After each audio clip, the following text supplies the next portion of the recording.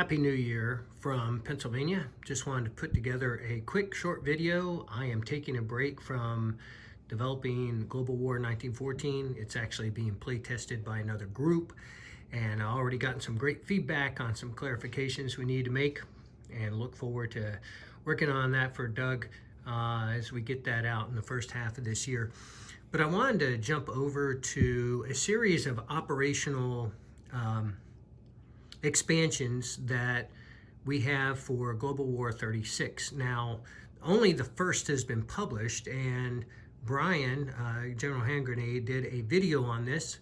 And so I'm not going to go into great detail about how it works. Just want to explain, actually, my intention is to show you how it works in relation to the other expansions when they come out. Because individually, they would be overwhelming. General Hand Grenade made that very clear in his video. The German operations by themselves are extremely overpowering. However, when you play this with the Soviet and Japanese and Western powers, it balances out. And so I've just been solo testing and have actually used German operations and the others in a Global 36 game. First of all, the premise of each of these is they are based on the point in time where nations developed a unified command for their Army, Navy, Air Force, Marines type of functions, their intelligence service. The idea is that the nation has the political leaders, political, military integration of priorities and resources results in a specified war plan that is to be used, carried out either by the Army or the Navy and so on, or the intelligence service. And because of the extra resources, you get more than you pay for. Every one of these is going to cost 15 IPP. 15 is the flat number. Very often you get greater than that, either in terms of physical units or their impact. So you may spend 15, get 18 IPP in units, and you're able to use them right away.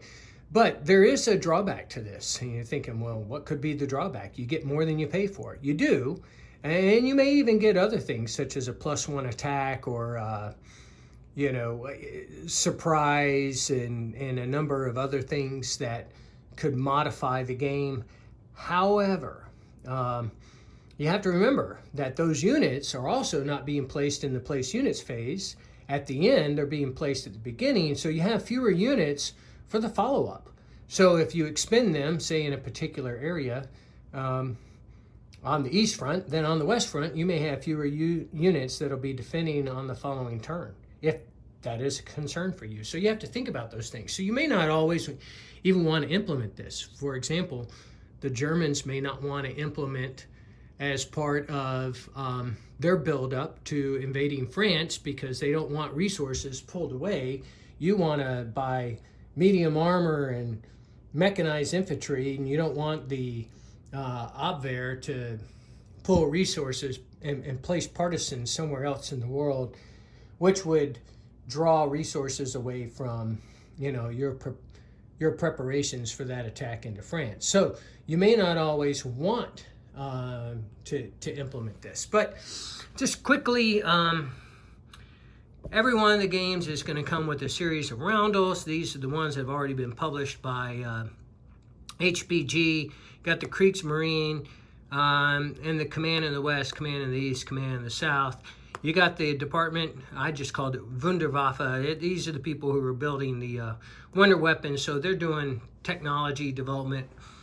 And that's kind of neat because you always, not only do you immediately develop a technology, but you get a prototype weapon that comes with that. That's an example of one where you may not get as much out of it dollar-wise and unit cost-wise as you put into it, but of course you got a technology much sooner, and then you got the Abwehr, the intelligence service, And then this is just a marker for one of those developments, and that's the unit KG200, which you can read up on.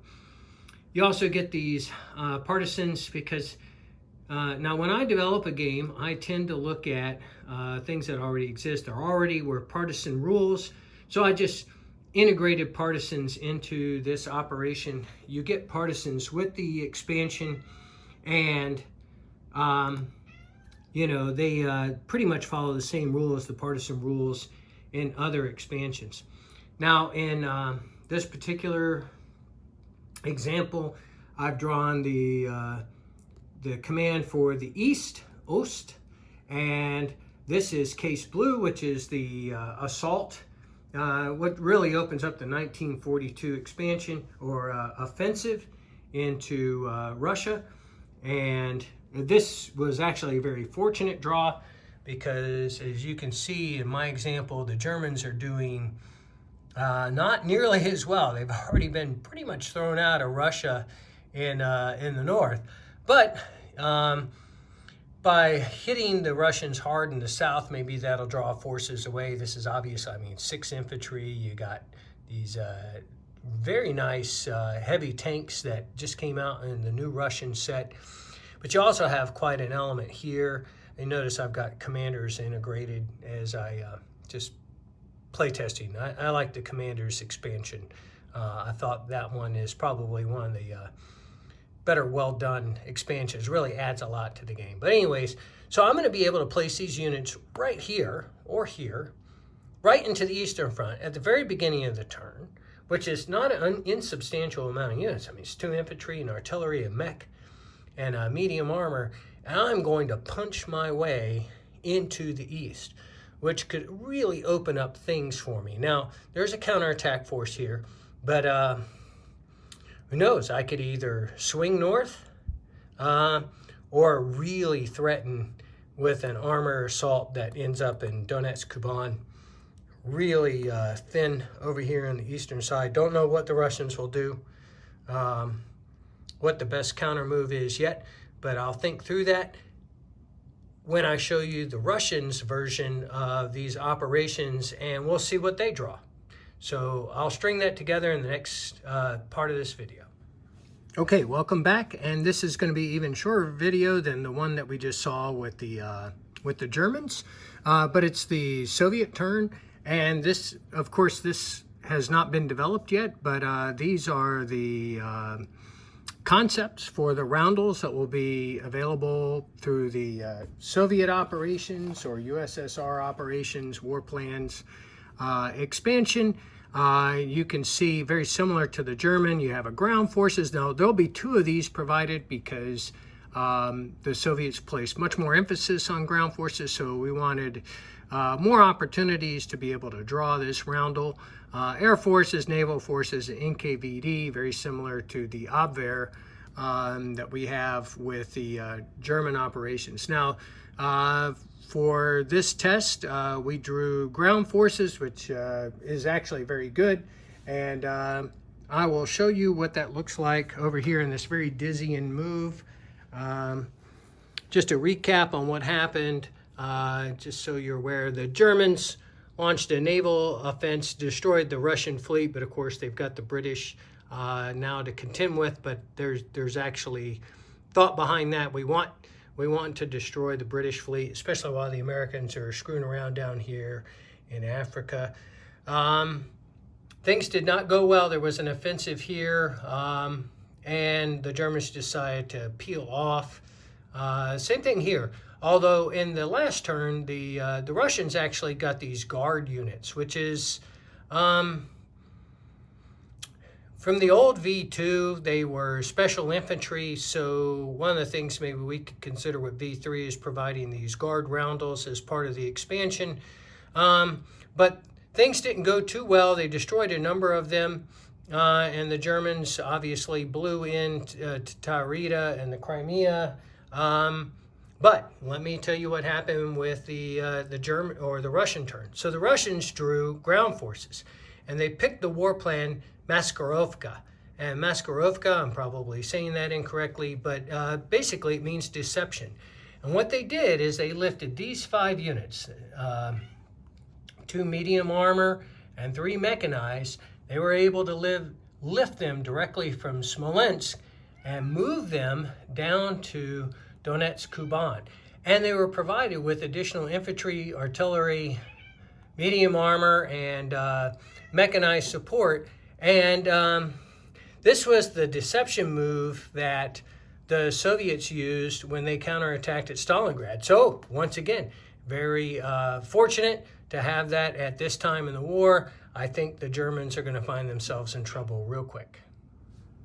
Okay, welcome back. This is the 3rd expansion. This is the Japanese expansion for operations. And as you can see, once again, we have concept roundels that Doug will be working on.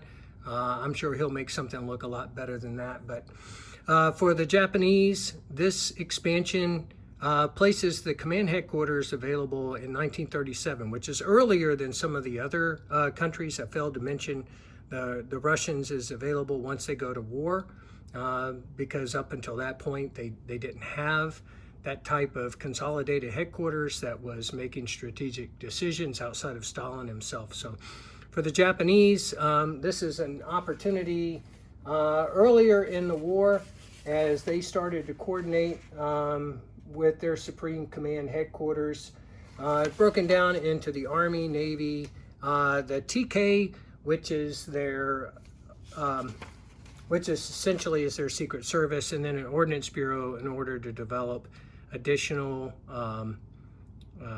weapons and technology, which includes for the Japanese a whole series of suicide and midget submarines and torpedo boats and even balloons and torpedoes. So very unique expansion in that respect. And then again, I will show you what that looks like. So for the Japanese, in this particular instance, we drew an attack called Shogo on the American fleet, and this is going to consolidate the Japanese Navy, give additional movement capability. So this is one that actually doesn't provide additional resources, it provides additional capability. The battleships, which are further away, will be able to move additional spaces, very similar to the surprise attack that takes place at the beginning of the war. The rest of the Navy will be able to participate. Air Force, which can come from long distances in order to attack the American Navy situated here off of the Marshall Islands. You can see the American Navy has a heavy carrier, a heavy battleship, and will be quite an event between the Japanese and the Americans, but potentially will stifle the American advances, at least for a couple turns, as they rebuild off on the East Coast, or excuse me, West Coast. This is the last video in a series for operational war plans, once again showing you the concept roundels for the Western powers. Most of these are representative of U.S. headquarters, but they're also combined and joint headquarters such as Allied Powers Europe.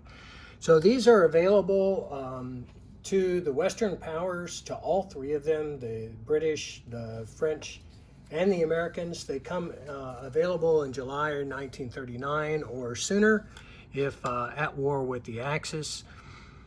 And what I found is oftentimes, once again, the conflict is who can afford it, in addition to making all the other decisions that they desire to make. So oftentimes I would think that the big spender is going to be the U.S., and these are the options, these are the roundels that are going to come with it. It's going to come additionally with partisan markers that operate, in this case, very similar with the Special Operations Executive.